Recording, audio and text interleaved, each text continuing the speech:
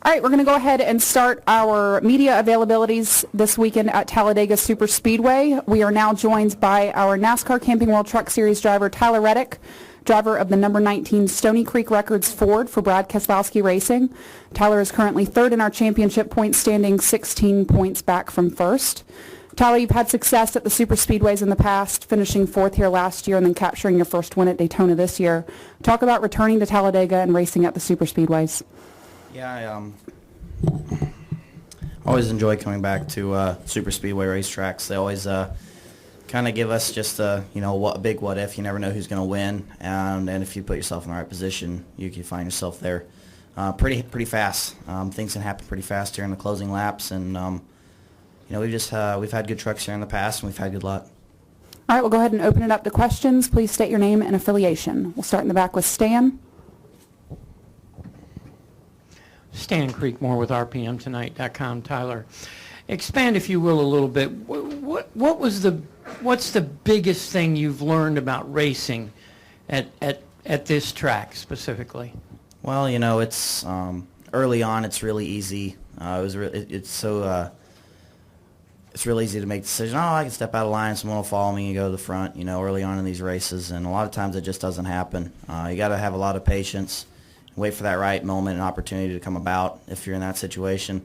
Fortunately, Daytona earlier this year, we were up front a lot and led, and we didn't really have to worry about getting to the front because we were already there. So, last year here at Talladega, we had to, I think I was running well outside the top 10 on the last lap, and we were able to get up to into fourth place by the time we got back to the line. So you can make things happen here pretty fast if the draft and the line gets out of shape a little bit, if they break their momentum. So it just depends. This race is won 1,000 different ways, and it has been and it will continue to be that way. We'll go to Jim Utter next. Jim Utter, Motorsport.com. Obviously, championship is a big goal for you, but what do you suspect it would mean for your team owner who has invested so much in the series and has, in many instances, won a lot of the biggest races in the series, but the championship has kind of eluded him? Well, yeah, the championship as an owner is a really big deal for him in the truck series, and this is last year they were really close, and this year here we are again pretty close, being in contention for it. This is a really big deal for Brad.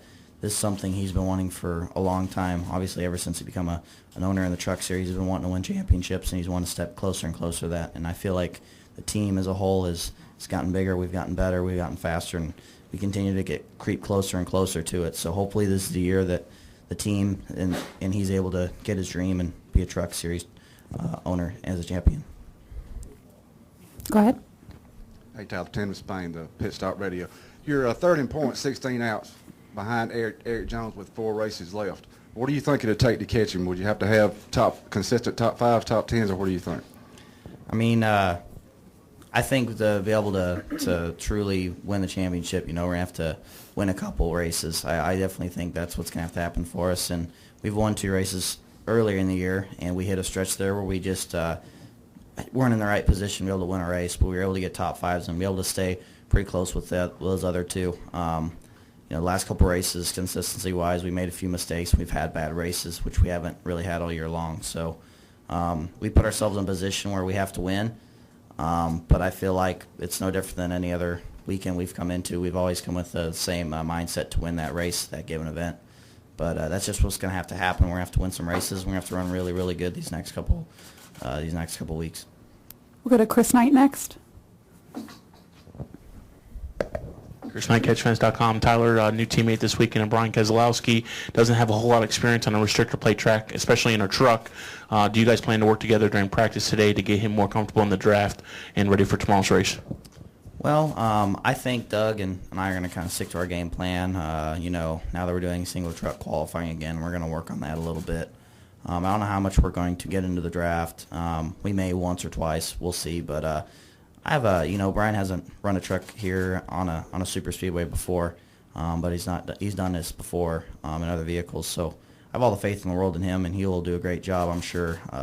He definitely knows what he's doing when he gets out there. The truck's a little different than an ARCA car or anything else, but I'm confident he'll pick up on it really fast. Any additional questions for Tyler? All right, Tyler, thanks for joining us, and good luck this weekend. Thank you.